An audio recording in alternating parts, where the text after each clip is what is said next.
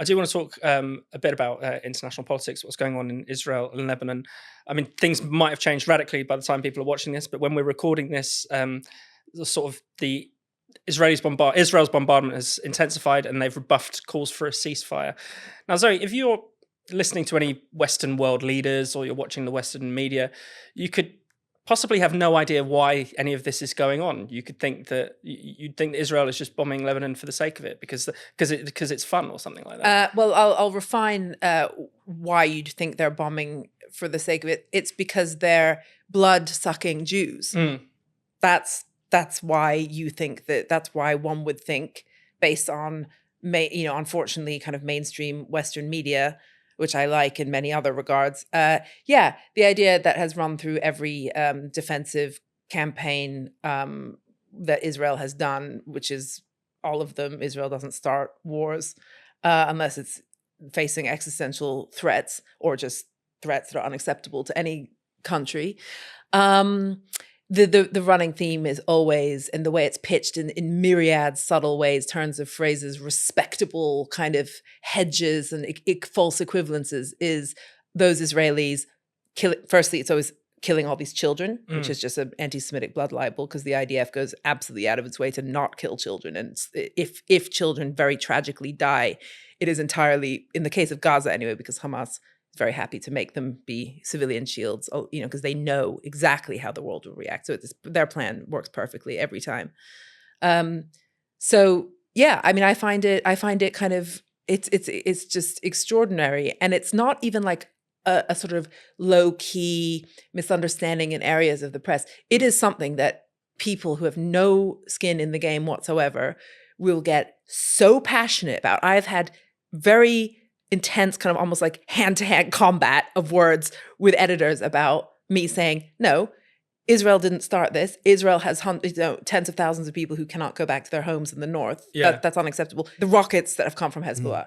The refusal of Hezbollah to get behind the Litani River, which was a UN-decided thing. They have refused. They've thumbed their nose at it. They hide Hezbollah in residential houses. It's like Gaza Redux, and even worse, because we now are seeing like the footage of tunnels that Hezbollah have done. And yet the pitch is, Israel's just randomly going in because they love to kill children. Yeah. And, as you're saying that, this has been going on since at least October the 8th, this particular round. The Lebanese. They know exactly what they're doing. They know. They all know. They're smart. Hezbollah and Hamas and Iran, they all know. Do that, provoke Israel, force Israel to react. The world goes into a frenzy. It doesn't even care about Ukraine anymore. This is the only thing it cares about. Certainly doesn't care about the Uyghurs, doesn't care about any much more kind of problematic. And certainly, although they claim to, groups like Hezbollah and certainly not Hamas don't really care about Palestinians. They will fight Israel to the last Palestinian, it seems. Well, that's what they share as well. I mean, that's the thing that holds this kind of loose association, this particular alliance between Hezbollah, which is obviously a Shia militia, and Hamas, who are Sunni descendants of the Muslim Brotherhood, effectively. There's a lot they don't agree on. They're on different sides of the Syrian civil war, for instance, but fundamentally it's the loathing of Israel, the desire to destroy it, not simply to push it back out of its territories as they might want to present it sometimes. And it's one of those things of incredibly short memories where any of this is concerned. So as you say, everyone forgets the fact that as of October the 8th, in solidarity with the pogromists of Hamas, you have Hezbollah raining down missiles on the north of Israel. It's also lack of short memories in terms of how the Lebanon war ended in 2006 with the UN resolution, as you say. Hezbollah, all parties agreeing that they were going to pull back behind that Litani River, 20 miles north of the border or so. And whilst Israel had up their end of the bargain, Hezbollah did not hold up their end of the bargain. They ended up actually building their forces more significantly, staying in that area. And this, therefore, as a consequence of those two things, this day was always going to come. I think the difficulty, aside from the Israelophobia, anti-Semitism, the double standards that we've already talked about, I think there's also a bit of a component of the fact that I think people who live in the West, who have the supreme privilege of not having war on their near border, and also who have had the kind of recent experiences of, to the extent that we have been involved in wars, they've often been these kind of foreign misadventures that have ended terribly badly.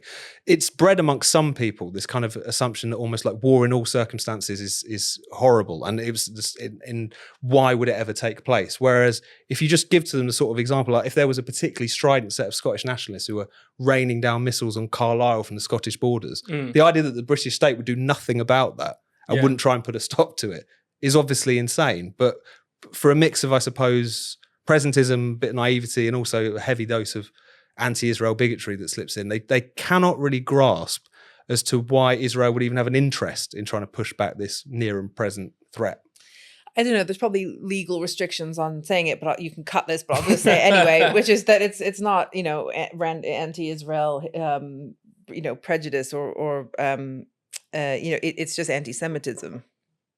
That's why it's fine if we're not talking about anyone in particular. Yeah, so no, you can, okay. Legally, you're absolutely fine. It's not the first time that anti-Semitic currents and tropes have structured discourse and understandings, and that's why it's that explains all of the ways in which it's presented. And it's what's so extraordinary is that it's not, as I say, it's not a minor thing. It's something that a lot of people who have nothing to do with it get hugely passionate about.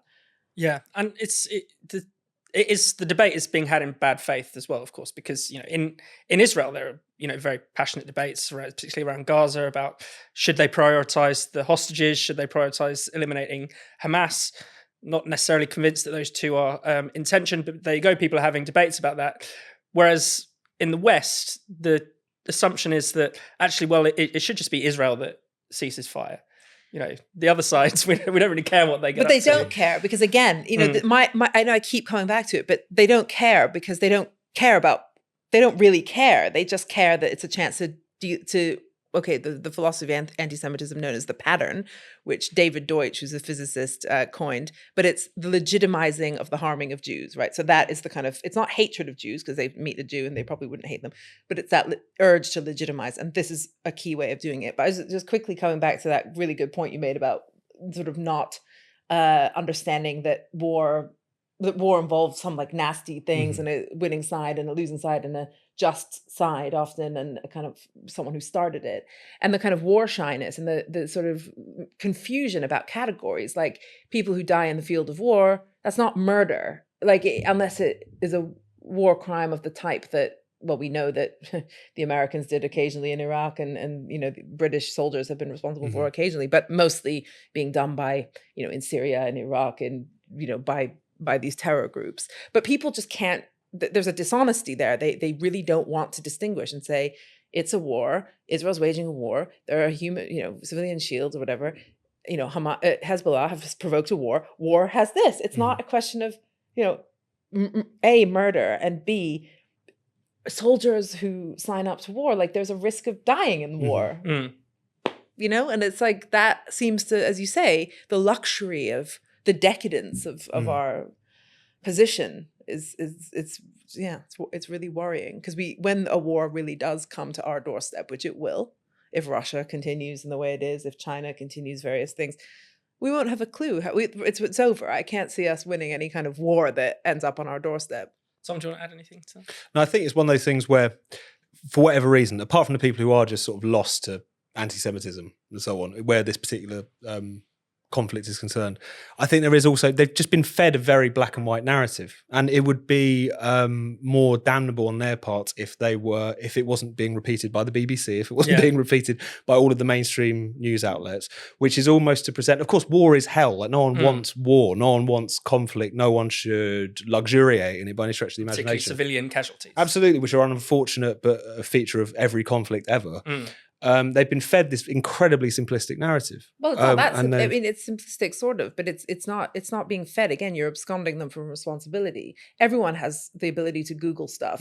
Everyone can find out what they want to find out. They are choosing the narratives that I don't buy. I've never bought the argument that they're just being fed misinformation. They are choosing those. There's a reason that half the people go pro, not half, a tiny proportion go pro-Israel. And the others don't. So I do think, and I think it doesn't help that it's completely reprehensible that the likes of the BBC just quote, according to the Hamas health ministry.